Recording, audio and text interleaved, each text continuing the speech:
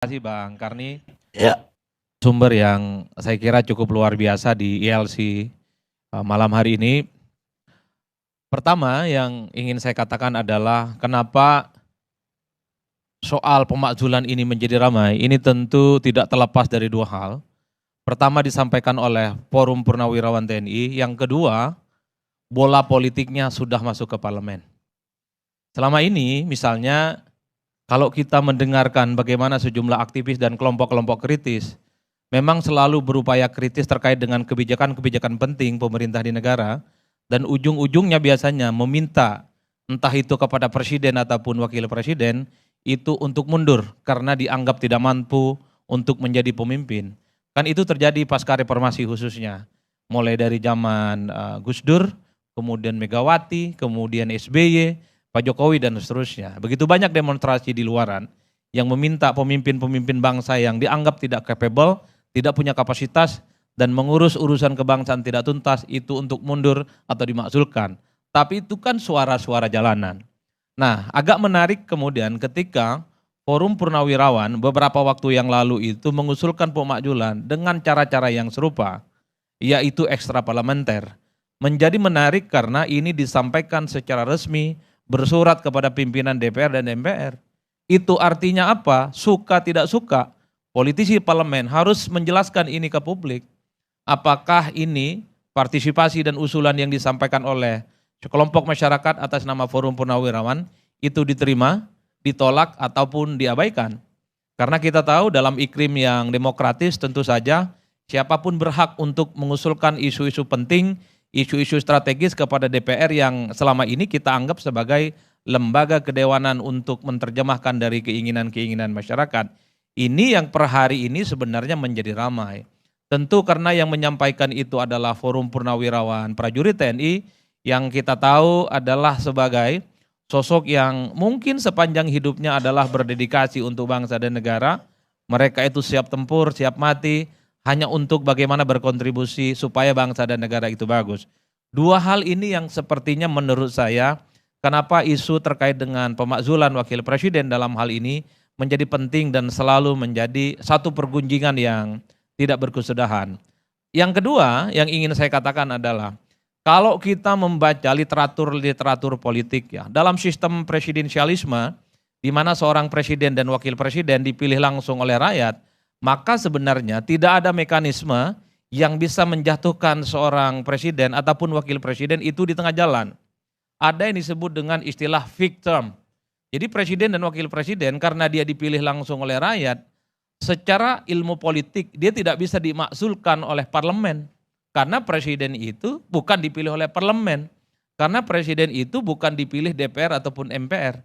Itu menyalahi hitoh secara ilmu politik. Yang berhak meminta presiden, dalam hal ini adalah wakil presiden, untuk turun ataupun dimakzulkan adalah gerakan-gerakan jalanan yang langsung dilakukan oleh rakyat yang memberikan mandat saat pemilu. Oleh karena itu, kalau kita melihat sistem yang semacam ini, secara ilmu politik misalnya, untuk meminta atau memakzulkan wakil presiden, itu tidak bisa dilakukan oleh parlemen yang selama ini tidak pernah memberikan mandat secara langsung. Tapi banyak orang yang mengatakan, kenapa Gus Dur bisa dimakzulkan? Ya, Gus Dur itu dipilih oleh MPR, yang memberikan mandat, yang kemudian mengangkat dan memilih adalah MPR. Wajar kalau kemudian ada kekisruhan yang jadi, itu yang memakzulkan adalah MPR saat itu melalui proses yang cukup pelik. Cuman, sekalipun di Indonesia itu adalah sistem presidensialisme, di mana wakil presiden khususnya dalam hal ini, itu dipilih satu paket dengan presiden, tapi ada celah secara konstitusional untuk melakukan pergantian. Itu nyata dan terbuka. Pasalnya saya kira sudah familiar semuanya. Publik, masyarakat secara umum saya kira sangat familiar. Bagaimana seorang wakil presiden itu juga bisa dimakzulkan ataupun diganti dengan alasan-alasan konstitusional, berhalangan tetap, kemudian dianggap melakukan perbuatan tercela, dianggap melakukan korupsi, suap, dan seterusnya, dan seterusnya. Celah itu cukup terbuka dan nyata. Jadi kalau memang ada indikasi-indikasi wakil presiden, dalam hal ini adalah Mas Gibran misalnya, terindikasi seperti yang disebut dengan alasan-alasan konstitusional, celahnya itu aja.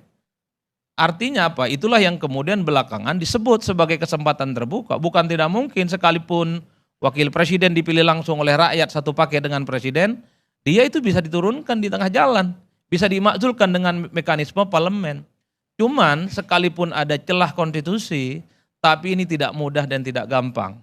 Pernah suatu waktu ketika pemilihan presiden dan wakil presiden itu dilakukan secara langsung di zaman SBY, ada upaya-upaya untuk memakzulkan Pak Budiono melalui mekanisme parlemen karena terindikasi misalnya terlibat dalam kasus persoalan Senturi.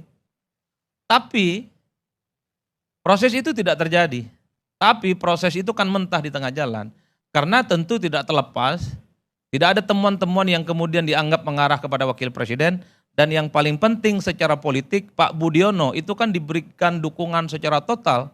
Presidennya sangat memproteksi Pak SBY saat itu, dan Partai Demokrat sebagai partai pemenang pemilu itu pasang badan.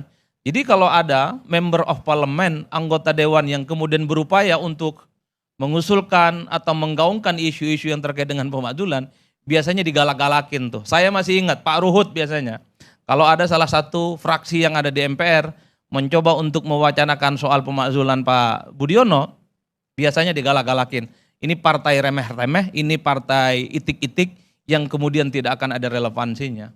Artinya apa? Dalam konteks politik kita secara terbuka, isu pemakzulan perkara biasa. Dan ini terjadi hampir sepanjang pemilu ataupun presiden dan wakil presiden terjadi.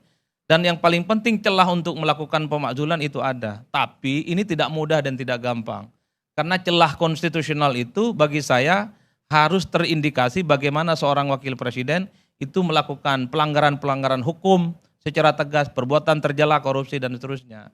Nah, kalau kita membaca argumen dari Forum Purnawirawan TNI ini kan adalah proses pencalonan Gibran yang dipersoalkan, yang didasarkan pada putusan Mahkamah Konstitusi nomor 90 tahun 2023 soal syarat minimal umur calon presiden dan wakil presiden, dan itu yang dianggap sebagai cacat ataupun tidak mengandung unsur imparsialitas, itu yang persoalkan.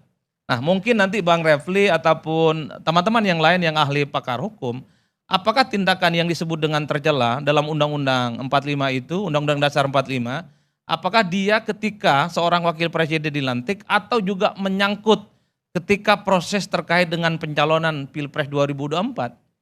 Karena bagi saya ini ada dua distingsi yang mesti clear secara konstitusional, karena yang dipersoalkan terkait dengan posisi wakil presiden hari ini adalah proses kandidasi, proses pencalonan ketika maju sebagai calon wakil presiden, Bang.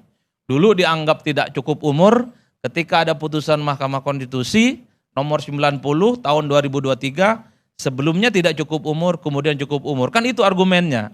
Apakah dalam pasal Undang-Undang 45 yang disebut dengan perbuatan tercela, kemudian melanggar hukum, itu juga dihitung dalam proses kandidasi? Ataukah sebenarnya perbuatan-perbuatan tercela, terindikasi inkonstitusional, melanggar hukum dan seterusnya, itu terhitung ketika ada pelantikan wakil presiden sejak tanggal 20 Oktober 2024 hingga saat ini?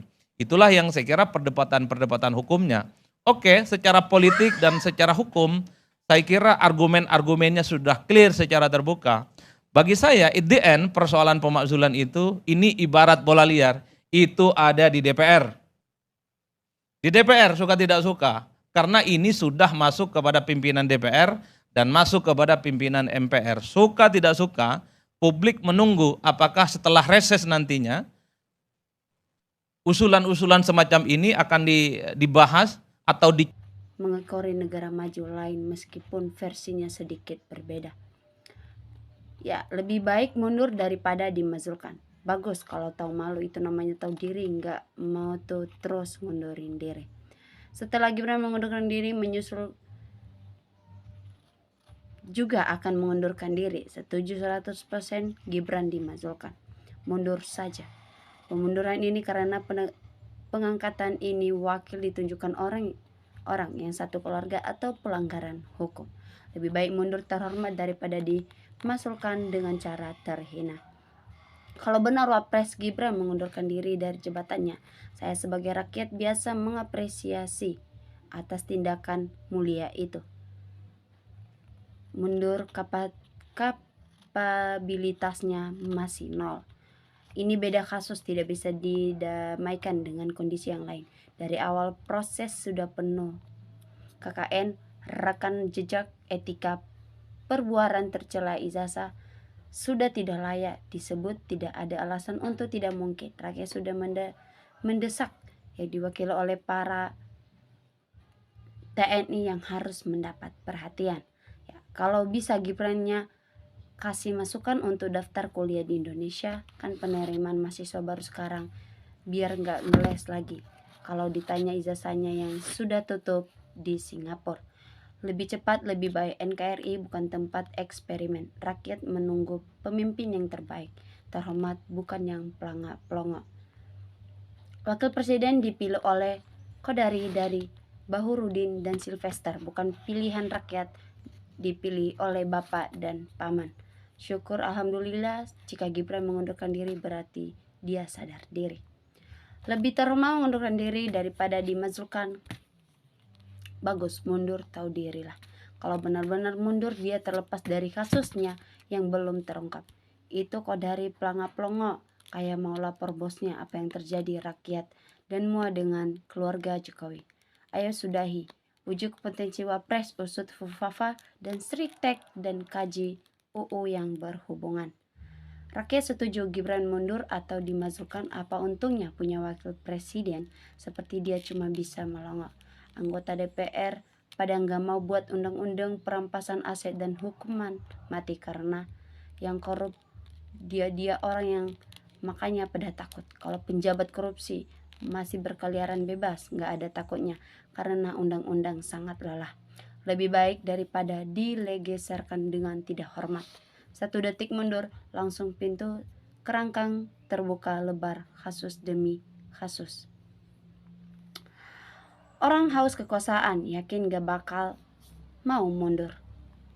Dipaksakan bapaknya melalui Paman Usman dengan alat MK, akhirnya apa yang terjadi? Lebih besar pasak daripada tiang, karena dengan cara yang tidak benar dan tidak dipaksakan, ya begini hasilnya. Jadi pengalaman bro. Bila Gibran mengundurkan diri itu lebih bijaksana dan terhormat. Benar. Benar Bang Adi.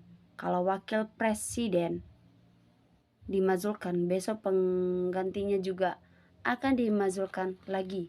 Bagi kelompok yang gak paham, saya apresiasi angkat 2 jempol kalau wapres mundur. Ya kalau tidak mampu mengundurkan diri, lebih baik terhormat daripada dimazulkan nanti jadi catatan sejarah yang menyakitkan. Lebih baik mundur kalau tidak mampu dimazulkan karena kemampuannya nyaris tidak ada. DPR jangan bertindak seenaknya, lebih baik dimazulkan secepatnya atau segera. Batas usianya tidak memenuhi syarat, catat hukum serta pengalamannya kerja minim, baru 2 tahun jadi wali kota, itu rakyat dimazulkan. Ya, segera mazulkan karena banyak orang bermartabat yang lebih baik dan layak jadi wapres. Kalau sadar diri tidak punya kemampuan, mundur lebih terhormat. Mundur, gak mungkin. Jokowi berserta keturunan emang punya rasa malu. Betul, lebih terhormat mundur daripada dimazulkan. Gibran punya 2 pilihan, bertahan dengan konsekuensi terus dihina, direndahkan, difitnah, dianggap tak punya rasa malu, atur mundur dengan konsekuensi dianggap tidak punya mentality, ditertawakan. Kalau nggak mundur berarti akan menanggung resiko. Yang disuruh mundur harusnya ketua DPR karena terbukti tak pro rakyat. Karena kasus perampasan aset 11 tahun rakyat. Prabowo nggak bisa bertindak karena sudah tua.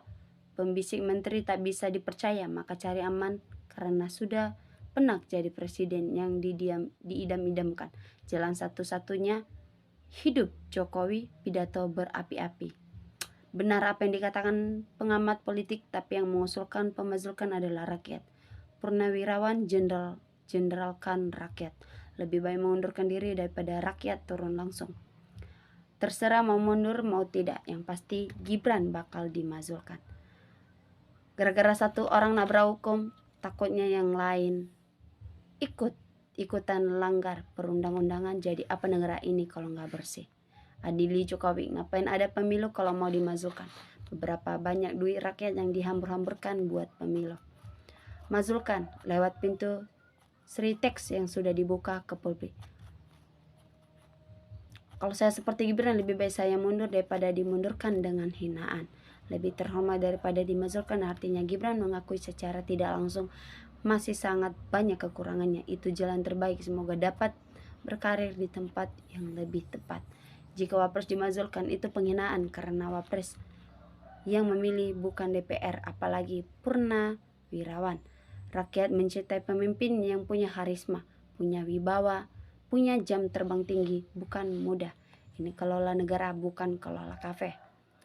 Masih banyak generasi muda yang lebih siap, layak, hebat. Lambat sekali respon DPR, apa tidak punya telinga atau tuli terhadap suara rakyat yang berkembang. Gibran Jokowi tidak dimazulkan dan ditangkap NKRI mungkin bubar karena rakyat dan penjabat negara sudah tahu kebusukan pemerintah, dan ini pembakar emosi tidak percaya. Lebih baik mundur daripada dilengserkan. Tapi kalau punya kasus harus diadili. Kalau punya harga diri pasti mundur. Saya sebagai rakyat hanya memiliki Pak Prabowo karena setiap beliau menyalonkan saya selalu pilih. Itulah politik DPR mengaungkan pemasukan karena nggak sanggup mengesankan UUD perampasan aset koruptor. Mundur lebih terhormat daripada dimazulkan. Oke teman-teman, kita sudah melihat sebuah cuplikan di bawah ini. Mari kita saling bertukar pikiran. Gimana tanggapan netizen di bawah ini? Salam NKRI harga mati.